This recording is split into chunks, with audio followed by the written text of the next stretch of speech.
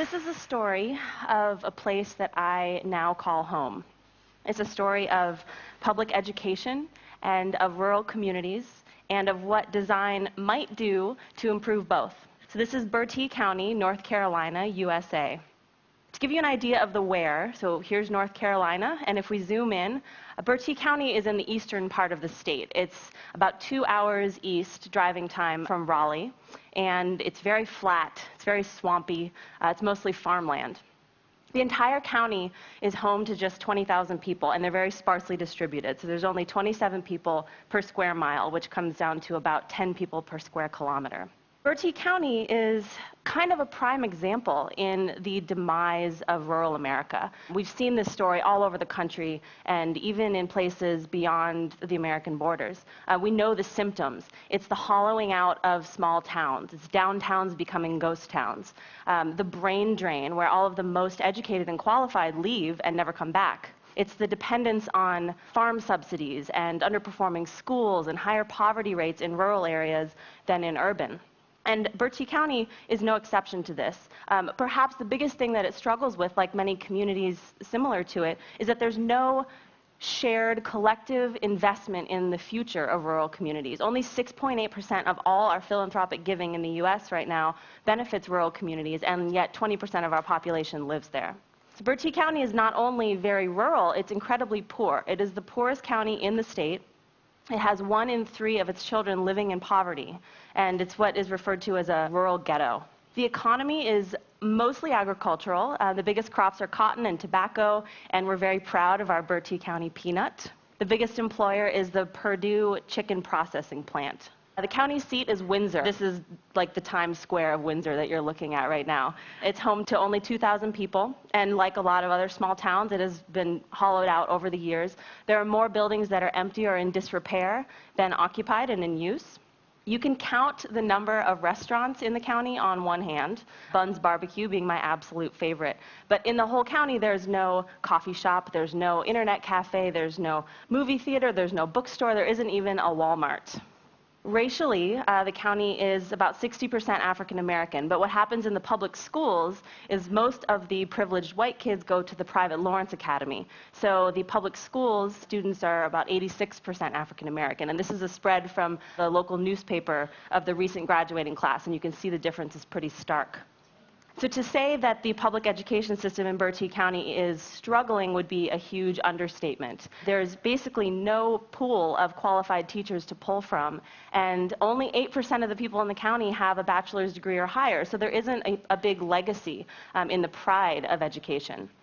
In fact, 2 years ago, only 27% of all the 3rd through 8th graders were passing the state standard in both English and math. So it sounds like I'm painting a really bleak picture of this place, but I promise there is good news.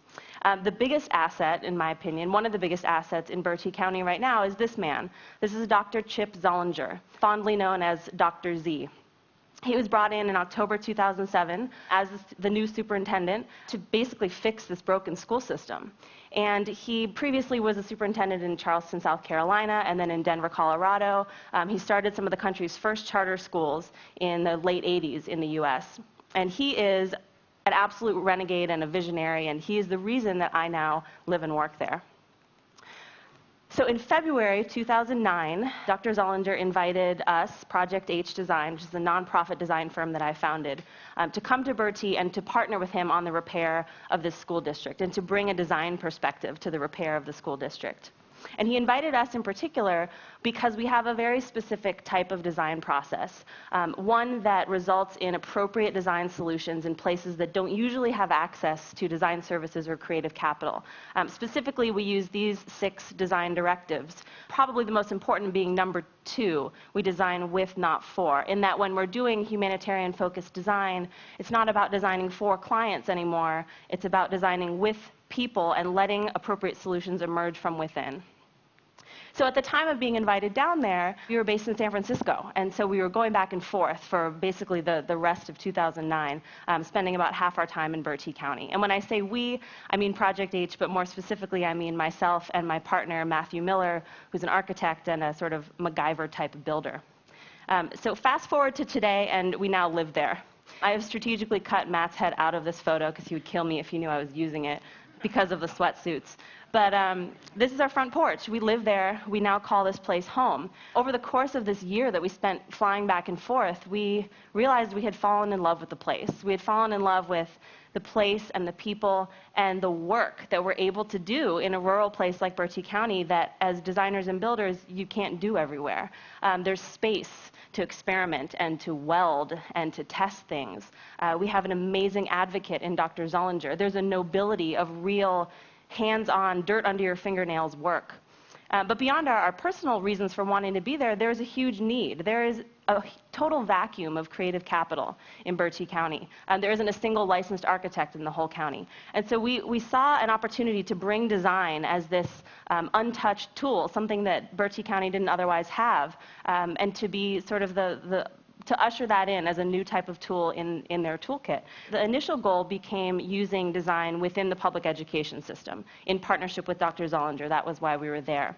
But beyond that, we recognized that Bertie County as a community was in dire need of a fresh perspective of pride and connectedness, and of the creative capital that they were so much lacking. So the goal became, yes, to apply design within education, but then to figure out how to make education a great vehicle for community development. So in order to do this, we've taken 3 different approaches to the intersection of design and education. And I should say that these are 3 things that we've done in Bertie County, but I feel pretty confident that they could work in a lot of other rural communities around the U.S. and maybe even beyond. So the first of the 3 is design for education. This is the most kind of direct, obvious intersection of the 2 things. It's the physical construction of improved spaces and materials and experiences for teachers and students. This is in response to the awful, mobile trailers and the outdated textbooks and the terrible materials that we're building schools out of these days. And so this played out for us in a couple different ways. The first was a series of renovations of computer labs. So traditionally, the computer labs, particularly in an underperforming school like Bertie County where they have to benchmark test every other week, the computer lab is a kill and drill testing facility. You come in, you face the wall, you take your test, and you leave. So we wanted to change the way that students approach technology to create a more sort of convivial and social space that was more engaging, more accessible, and also to increase the ability for teachers to use these spaces for technology-based instruction. So this is a lab at the high school, and the principal there is like in love with this room. Every time he has visitors, it's the first place that he takes them. And this also meant the co-creation with some teachers of this educational playground system called the Learning Landscape. It allows elementary level students to learn core subjects through gameplay and activity and running around and screaming and being a kid. So this game that the kids are playing here, in this case they were learning basic multiplication through a game called Match Me. And in Match Me, you take the class divided into 2 teams, 1 team on each side of the playground, and the teacher will take a piece of chalk and just write a number on each of the tires. And then she'll call out a math problem, so let's say 4 times 4. And then 1 student from each team has to compete to figure out the 4 times 4 is 16 and find the tire with the 16 on it and sit on it. So the goal is to have all of your teammates sitting on the tires, and then your team wins. And the impact of the Learning Landscape has been pretty surprising and amazing. Some of the classes and teachers have reported higher test scores, a greater comfort level with the material, especially with the boys, that in going outside and playing, they aren't afraid to take on a double-digit multiplication problem. And also that the teachers are able to use these as assessment tools to better gauge how their students are understanding new material. So with design for education, I think the most important thing is to have a shared ownership of the solutions with the teachers so that they have the incentive and the desire to use them. So this is Mr. Perry. He's the assistant superintendent. He came out for one of our teacher training days and won like 5 rounds of Match Me in a row and was very proud of himself. So the second approach is redesigning education itself. This is the most complex. It's a systems-level look at how education is administered and what is being offered and to whom. So in many cases, this is not so much about making change as it is creating the conditions under which change is possible, and the incentive to want to make change, which is easier said than done in rural communities and in inside-the-box education systems in rural communities. So for us, this was a graphic public campaign called Connect Bertie. There are thousands of these blue dots all over the county. And this was for a fund that the school district had to put a desktop computer and a broadband internet connection in every home with a child in the public school system.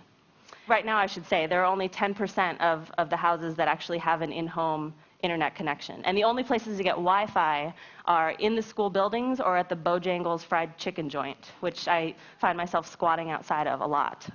Aside from getting people excited and wondering what the heck these blue dots were all over the place, it asked the school system to envision how it might become a catalyst for a more connected community. It asked them to reach outside of the school walls and to think about how they could play a role in the community's development. So the first batch of computers are being installed later this summer, and we're helping Dr. Zollinger develop some strategies around how we might connect the classroom and the home to extend learning beyond the school day. And then the third approach, which is what I'm most excited about, which is where we are now, is design as education. So design as education means that we could actually teach design within public schools, and not design-based learning, not like let's learn physics by building a rocket, but actually learning design thinking coupled with real construction and fabrication skills put towards a local community purpose. It also means that designers are no longer consultants, but we're teachers, and we are charged with growing creative capital within the next generation. And what design offers as an educational framework is an antidote to all of the boring, rigid, verbal instruction that so many of these school districts are plagued by. It's hands-on, it's in your face, it requires an active engagement, and it allows kids to apply all the core subject learning in real ways. So we started thinking about the legacy of shop class and how shop class, wood and metal shop class in particular, historically has been something intended for kids who aren't going to go to college. It's a vocational training path. It's working class. It's blue collar. The projects are things like, let's make a birdhouse for your mom for Christmas. And in recent decades, a lot of the funding for shop class has gone away entirely. So we thought, what if you could bring back shop class, but this time orient the projects around things that the community needed, and to infuse shop class with a more critical and creative design thinking studio process. So we took this kind of nebulous idea and have worked really closely with Dr. Zollinger for the past year on writing this as a one-year curriculum offered at the high school level to the junior class. And so this starts in 4 weeks and at the end of the summer. And my partner and I, Matthew, and I just went through the arduous and totally convoluted process of getting certified as high school teachers to actually run it. And this is what it looks like. So over the course of 2 semesters, the fall and the spring, the students spend 3 hours a day, every single day, in our 4,500 square foot studio/shop space.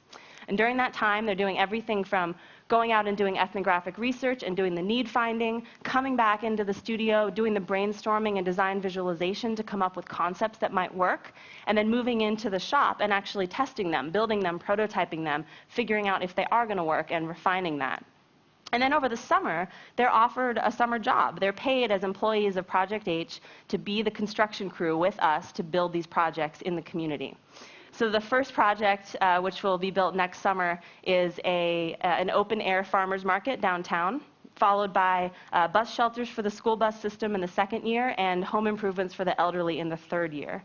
So these are real visible projects that hopefully the students can point to and say, I built that and I'm proud of it.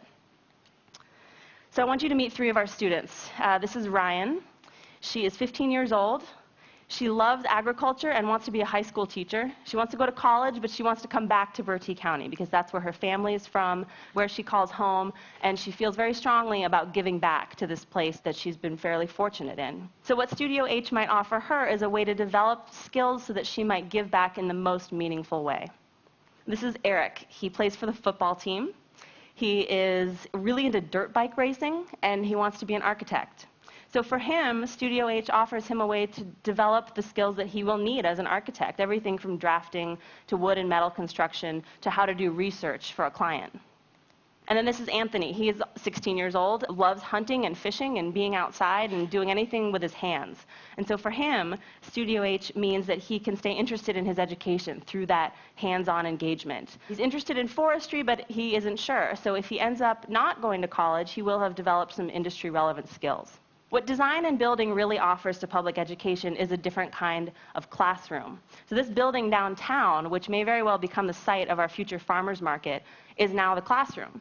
And going out into the community and interviewing your neighbors about what kind of food they buy and from where and why, that's a homework assignment. And the ribbon cutting ceremony at the end of the summer when they have built the farmers market and it's open to the public, that's the final exam. And for the community, what design and building offers is real, visible, built progress. It's one project per year. And it makes the youth the biggest asset and the biggest untapped resource in imagining a new future. So we recognize that Studio H, especially in its first year, is a small story. 13 students, it's 2 teachers, it's one project in one place.